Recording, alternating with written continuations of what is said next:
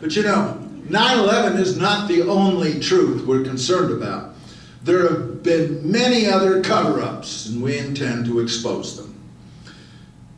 I'd like to just mention one more.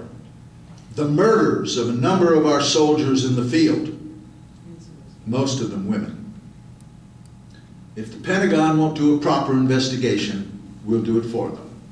Parents have a right to know what really happened to soldiers like Pat Tillman and LaVena Johnson. Now,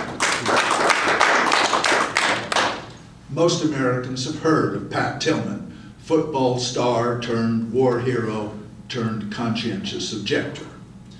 He was supposedly killed accidentally by friendly fire. Believe me, there is nothing friendly about a barrage of bullets striking you in the head fired from closer than 10 yards. The forensic evidence indicates that Pat Tillman was deliberately fragged because he had turned against the war.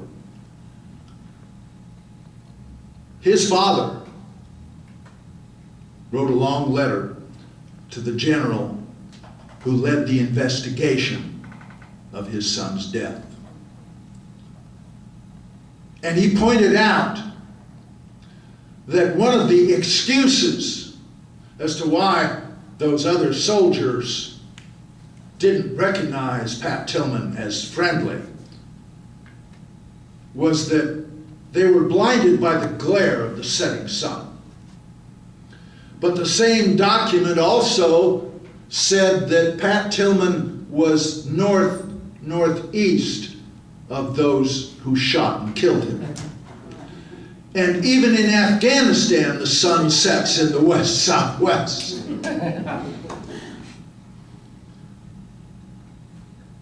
He has called for a murder investigation. That call has been echoed by General Wesley Clark, Supreme Allied Commander of NATO. Well, Pat Tillman's father is going to get his investigation.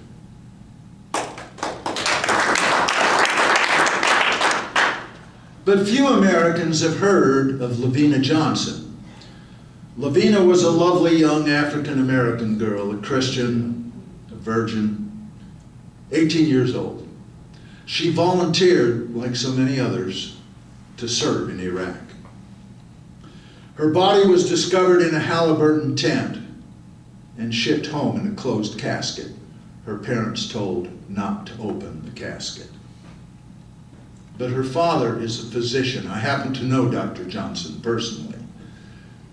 And he ordered Dr. Johnson opened the casket and he examined his daughter's body.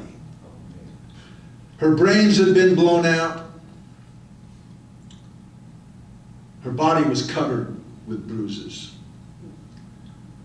Her hands were both badly burned, so badly burned they couldn't have held a gun, for example.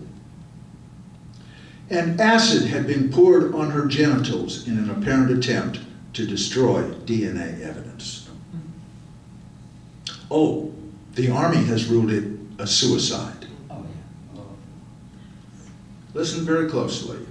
A government that honors the truth must uncover the truth and then tell the truth. And that's what we are going to do.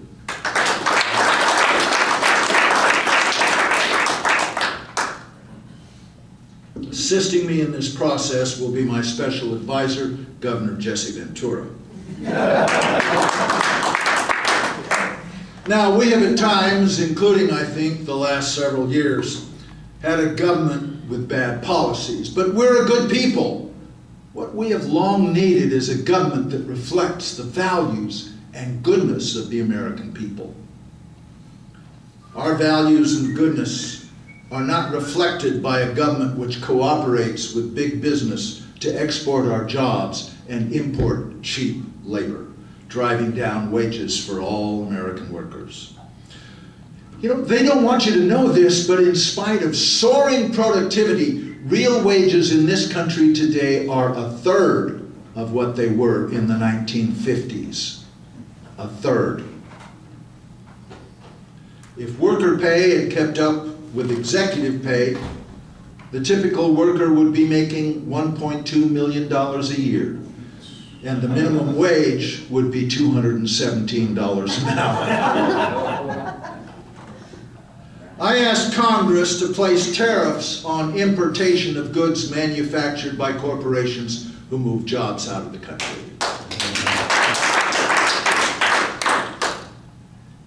And I asked Congress to limit the corporate income tax deduction for executive compensation to 20 times the salary of their lowest paid worker, legal or illegal. You see, the ratio between CEO pay and worker pay used to be 20 to 1, I remember.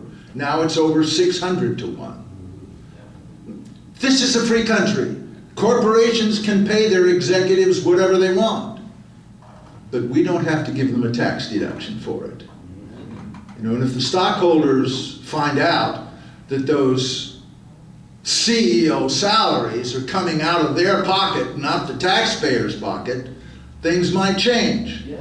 And when the CEO figures out that every time he gives his workers another $1 an hour, he can pay himself another 20, you know, you may get some wages going up in this country. Well, I'm going to do what I can, what I'm allowed to do by the Constitution. I'm signing an executive order requiring that all government contracts pay their workers a living wage. Our values and goodness are not reflected by a government which helps corporations despoil God's creation for profit.